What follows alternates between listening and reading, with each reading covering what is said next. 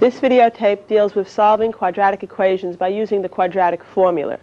In the last videotape, we studied solving quadratic equations by the method of completing the square.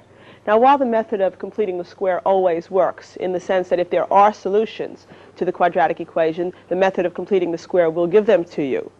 And while it always works, it can get rather messy. It would be nice if we had some kind of a formula that we would just plug numbers into and out would come the solutions for the quadratic equation. And it is possible to develop such a formula. Okay? What we would do would be to start with general quadratic equation in standard form, ax squared plus bx plus c equals 0, where of course we assume that a is not 0, or else it wouldn't be a quadratic equation. Okay, we would start with a quadratic equation in standard form, and we would apply the method of completing the square once to this equation, and the solutions that we would get would be the formula, okay, for solving quadratic equations in general. Now, if you remembered our method for completing the square, what we would do would be to say, well, first of all, the lead coefficient is not 1, so we would have to divide through both sides of the equation by a. We would then subtract the constant from both sides and go through the procedure of completing the square. We would take square roots of both sides, and we would get, following this procedure, the following solutions to the quadratic equation. X is equal to minus b plus and minus the square root of b squared minus 4ac, all divided by 2a. This is known as the quadratic formula.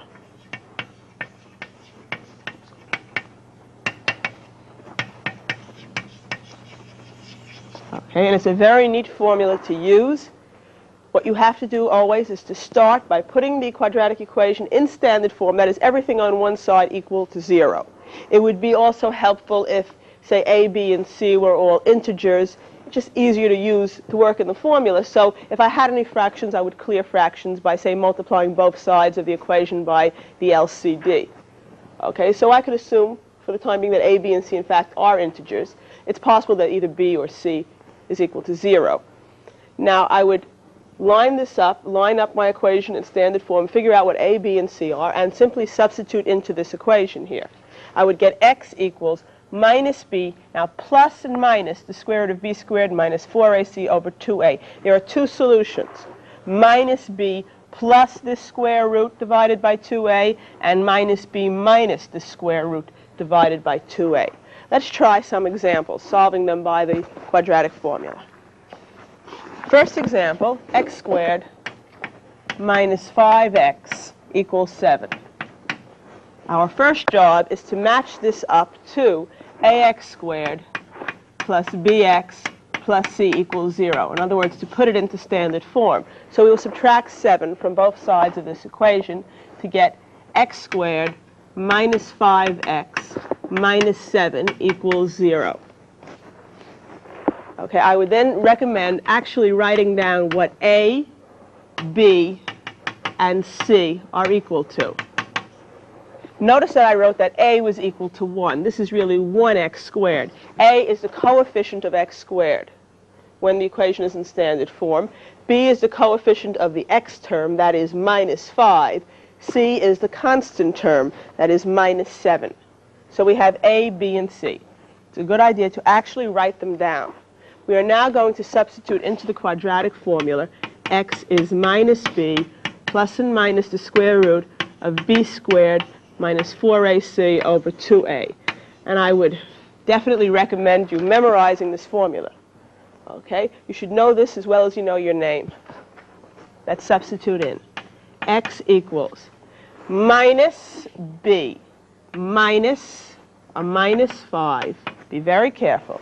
Minus b, but b itself is minus 5, plus and minus the square root of b squared, that is minus 5 squared, minus 4ac. A is 1, c is minus 7, all divided by 2a. Okay, I would really recommend actually doing it in this form. Don't try to save any steps here. The first step is simply to rewrite the formula, substituting a, b, and c. Don't worry about doing any simplification at this stage.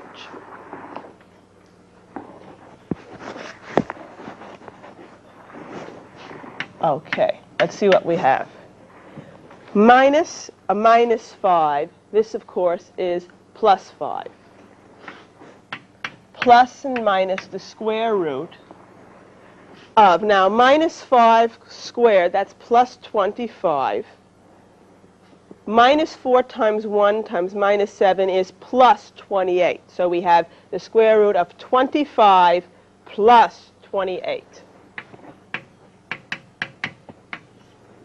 All divided by 2 times 1, or 2. So x is equal to minus a minus 5, which is plus 5, plus or minus the square root of, now the minus 5 squared became 25, and then you had plus 28. The minus 4 times the minus 7 gave you the plus 28 divided by 2. X is equal to 5 plus and minus the square root. Now 25 plus 28, that's 53. All divided by 2 here. Okay, and here we have the solutions. Remember, there are 2 solutions. There are 2 real solutions. 5 plus the square root of 53 divided by 2, and 5 minus the square root of 53 divided by 2. It's perfectly okay to write it in this form, but I want you to be aware of the fact that there are really 2 solutions here to this quadratic equation. Okay, and this is as far as we would go here. 53 is not a perfect square, nor does it have any perfect square factors other than 1, so we can't simplify it any further.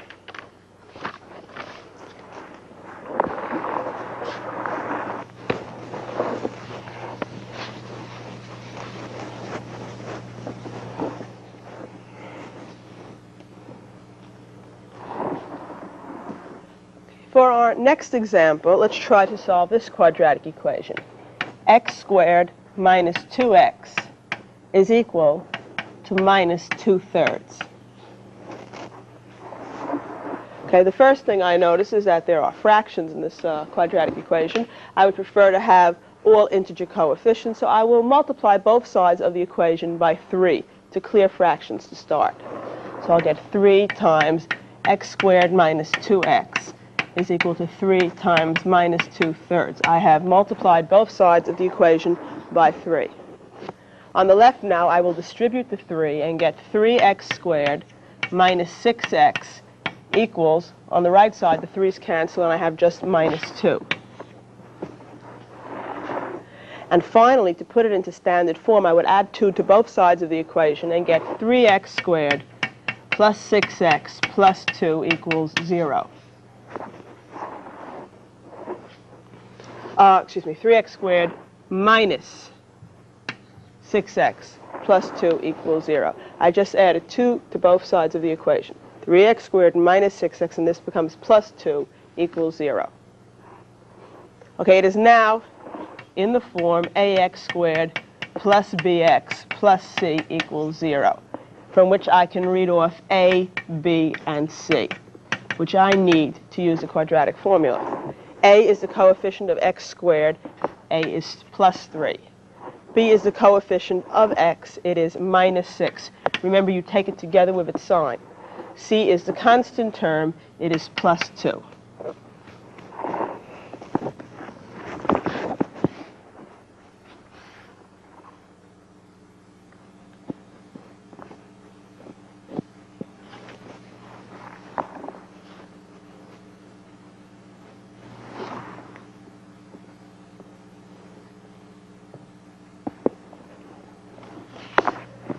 All right, now let's substitute into the quadratic formula. X is equal to minus b plus and minus the square root of b squared minus 4ac over 2a.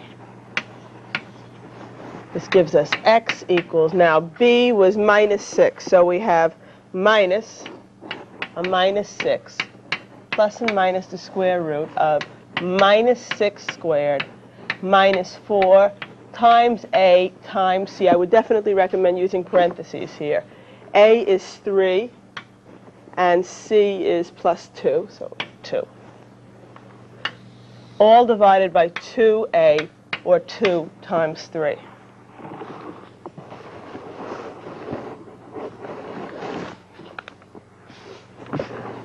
Okay, let's simplify. Minus a minus 6, that's plus 6, plus minus the square root of minus 6 squared, that's 36, minus 4 times 3, it's minus 12 times 2, minus 24, over 2 times 3, or 6. We have, therefore, x is 6 plus and minus the square root of 36 minus 24, that's 12, square root of 12, over 6. Okay, now, in this case, we can do a little simplification on that radical. It is not in simplest radical form. Okay, let's see what we can do. We just rewrite it over here. X is 6 plus and minus the square root of 12 over 6. So we could say that this is 6 plus or minus the square root of, now 12 has a perfect square factor, namely 4. So we can write it as 4 times 3 under the radical. And then we can make use of the fact that the square root of 4 times 3 is the square root of 4 times the square root of 3, or 2 times the square root of 3. It's the square root of 4, which is 2, times the square root of 3. Okay, and now there's a little bit more simplification that we can accomplish here. We can factor out a 2 on the top. This would leave us with 3 plus or minus the square root of 3, and also on the bottom, factor out a 2. 2 is a factor of both the numerator and the denominator. We could then cancel the 2's to get our solutions. 3 plus minus the square root of 3 over 3. Here we have two solutions, 3 plus the square root of 3 over 3, and 3 minus the square root of 3 over 3. We do not simplify any further. You cannot cancel this 3 here and the 3 under the radical. Okay, this is as far as we're going to go. Okay, now you might be wondering, which method do you use to solve a quadratic equation? After all, I've shown you solving quadratic equations by factoring, solving by completing the square, and solving by the formula. The truth is, it doesn't really matter. You can do, if a problem can be factored, it can also be solved by the formula, it can be also solved by completing the square. In fact, in a moment, I'm going to do a problem by all three methods. Okay, I would say, though, in general, if a problem can be factored, that's probably the easiest way to go. Aside from that, generally speaking, the formula is a little easier to use than the method of completing the square, but we will leave the ultimate choice to you. Okay. The point is, if you do a method by completing the square instead of by the formula, as long as you do it correctly, it will work out. Let's work out one problem several ways. Let's consider the example 2x squared plus 3x minus 20 equals 0. All right? It so happens this particular quadratic equation can be factored. Okay, this trinomial can be factored into two nice binomial factors. After going through the various possibilities, and if you need help with that, I would suggest you view the videotapes that we have on factoring. Okay, this quadratic factors into 2x minus 5 times x plus 4. We can check this by FOIL. We get 2x squared plus 8x minus 5x plus 3x minus 20. Okay, having factored this, we then set the product of two numbers equal to 0, so therefore this number could be 0 or this one could be 0. So we set each of the numbers equal to 0. 2x minus 5 equals 0. X plus 4 equals 0. This one gives us 2x equals 5. Adding 5 to both sides, dividing both sides by 2, x equals 5 halves as one solution to the quadratic equation. Of course, you could substitute back to check. And the other one is simply x equals minus 4. So we have 5 halves and minus 4 as solutions to this quadratic equation. Okay, now let's try to solve the same method by completing the square. Okay, it's definitely going to be a little bit more complicated than the method of factoring. But if you're having trouble with factoring, completing the square is a viable alternative. Let's start with the same equation, 2x squared plus 3x minus 20 equals 0. The first thing we notice is that the lead coefficient is not 1, so we would divide both sides of the equation by 2. So we will divide each and every term by 2, giving us x squared plus 3 halves x minus 20 over 2 minus 10 equals 0. X squared plus 3 halves x minus 10 equals 0. This came from dividing by 2.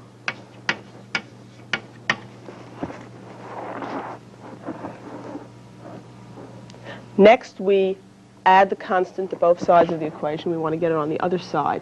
We'll add 10 to both sides of the equation, get x squared plus 3 halves x equals 10. And if you remember, our procedure is to take the coefficient of the x term here, 3 halves, halve that, square it, and add that to both sides of the equation.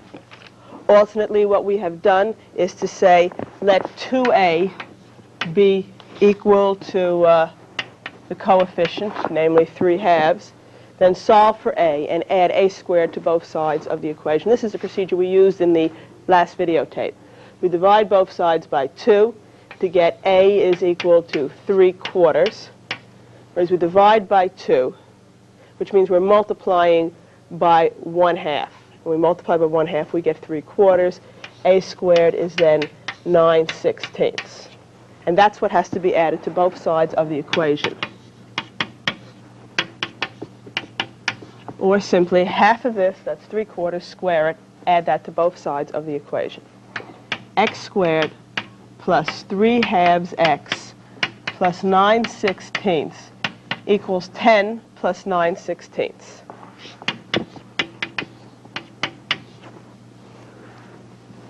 Now on the left, we happen to have a perfect square. That's the whole reason for completing the square. The left is really x plus 3/4 squared. It's x plus half of this number squared. Checking this by FOIL, you'd have x squared plus 3 halves x plus 9/16 equals. Now I'd like to add these two fractions. 10 can be thought of as 10 over 1. I'd like to combine over the common denominator, which is 16. So let me take the 9/16 and add to it. Let's see how many 16ths I need. To get an equivalent fraction, I multiply the denominator by 16. I therefore have to multiply the numerator by 16 as well. 10 is also equal to 160 over 16. Okay, we now have a fraction that has the same denominator as the second fraction there. So we have x plus 3/4 squared is equal to 160/16 plus 9/16, or 169 over 16. We then take square roots of both sides.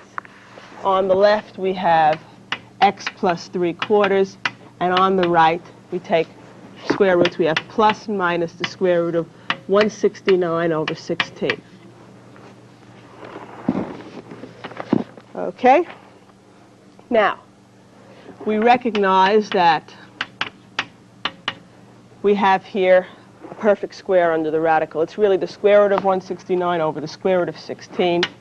The square root of 169 happens to be 13, and the square root of 16 happens to be 4. 13/4 times 13/4 gives you 169 over 16. So it is a perfect square. Okay? We now are able to find the two solutions. We have x plus 3/4 equals 13/4, and x plus 3/4 equals minus 13/4. X plus 3/4 equals plus 13/4, x plus 3/4 equals minus 13/4. Okay, subtracting 3/4 from both sides here, we get x is equal to 10/4, and dividing numerator and denominator by 2, this reduces to 5 halves. On the right here, we subtract 3/4 from both sides. We get x is equal to minus 16/4, or minus 4. Okay, notice that the two solutions that we get, 5 halves and minus 4, are precisely the same two solutions we got over here by factoring. When we solved the problem by factoring, we also got x equals 5/2 and x equals -4. Of course, this factoring was a lot easier, assuming you can factor. Let's go through this again. We started off, the lead coefficient was not 2. We divided both sides of the equation by 2. Transposed the constant to the other side. Have the coefficient here, squared it, and added it to both sides. The left side was then a perfect square, and it so happens that when you combine fractions, in this particular case, the right side was a perfect square as well. We took square roots of both sides. This led us to two equations. X plus 3/4 equals 13/4. X plus 3/4 is -13/4, which led to the two solutions, 5/2 and -4, that we got when we factored the equation. Okay, so we sort of have two ways. Factoring is sort of very easy, but you have to be able to factor. Completing the square always works, but as you can see, it can get rather messy. I guess you could say the quadratic formula is sort of a in-between kind of method. It always works, and it's not too messy. Let's work out the same problem by the quadratic formula. Okay, let's go back to the original equation, and let's solve it now by the quadratic formula. It doesn't require you to be as clever as the method of factoring. You don't have to get the factors, and yet it always works. We match this up to ax squared plus bx plus c equals 0. And we get that a is equal to 2, b is equal to 3, c is equal to -20.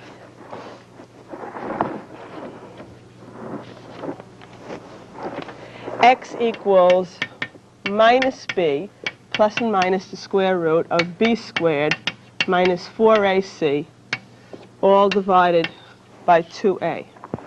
Okay, over here, substituting x equals minus b, that is -3, plus and minus the square root of b squared, 3 squared minus 4, a which is 2, c which is -20, all divided by 2a, or 2 times 2.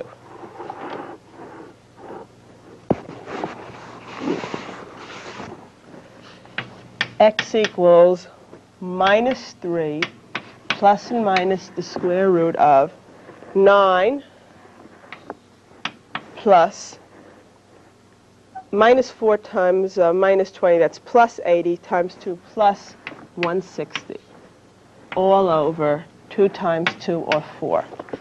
Once again, it's 9 minus 4 times 2, that's -8 times -20 plus 160. We get x equals -3 plus and minus the square root of 169 divided by 4. And of course, 169 is a perfect square. It's 13 squared. So we can write this as -3 plus and minus 13 divided by 4, giving us two solutions. X equals -3 plus 13 over 4, and x equals -3 minus 13 over 4. -3 plus 13, that's plus 10 over 4, dividing top and bottom, this is 5/2. And -3 minus 13 is -16 over 4 minus 4. You notice the same two solutions, 5/2 and -4, that we got the other two times. And as I said, it's a little more calculations than the method of factoring, but it is surefire, and it's a lot easier than the method of completing the square. Okay, before we end this tape, I just want to point out that when you look at this quadratic formula here, we can sort of get a tip-off before we decide what method to use, a tip of what kind of solutions we're going to get to the quadratic equation. This quantity under the radical, b squared minus 4ac, we give it a special name. We call it the discriminant. And by looking at it, in other words, once you've found a, b, and c, you can calculate b squared minus 4ac, and in doing so, you could sort of know beforehand what kind of solutions you're going to get. For example, if b squared minus 4ac came out negative, we would have to take the square root of a negative number, which we know we cannot do in the real number system. Therefore, there would be no real solutions to the quadratic equation. Okay? If b squared minus 4ac came out 0, we would get minus b plus 0 over 2a minus b minus 0 over 2a. The two solutions would really only be the same solution. Okay, since you'd be adding and subtracting 0, you would not be affecting minus b. The one solution you would get to the quadratic equation, it would in fact, assuming a, b, and c were rational numbers or integers, you would get a rational number solution. One solution, and it would be rational. When b squared minus 4ac is positive, you get two distinct real solutions to the quadratic equation. If the number happens to be a perfect square, as it was in this example over here, the square root sign will drop out at the end, and both solutions will be rational. You'll get two rational solutions. However, if the number under the radical, b squared minus 4ac, is not a perfect square, you will get two distinct real solutions. They will not be rational. They will be irrational solutions. They will involve the radical. There will be no way to get rid of the radical. Let me summarize this for you in the way of a chart. Okay? If you have a quadratic equation like ax squared plus bx plus c equals 0, we'll assume that a, b, and c are rational numbers, and a is not 0. Of course, if they were rational, you could multiply through by the LCD and, turn them into integers in practice. Okay, b squared minus 4ac is known as the discriminant.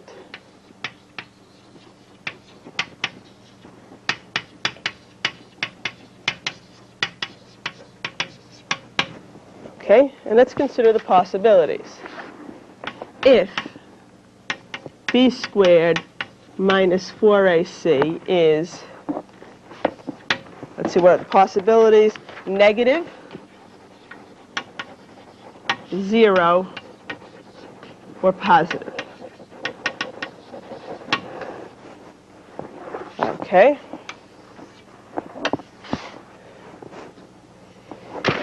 There are no real solutions in the case that b squared minus 4ac is negative. No real solutions. If the discriminant is negative, therefore you would have the square root of a negative number in the quadratic formula, because this is a quantity that's under the radical sign, in which x is minus b plus minus the square root of b squared minus 4ac. If b squared minus 4ac is negative, you'd have to take the square root of a negative number. There would be no real solutions. On the other hand, if b squared minus 4ac is 0, you get one real solution, and in fact it happens to be rational. One rational solution. Okay? When b squared minus 4ac is positive, you get two real solutions. Now, depending on whether or not it's a perfect square, you might be able to say something more about these solutions. If the positive number is a perfect square, then the solutions are rational. Then you get two rational solutions. If, however, it's not a perfect square,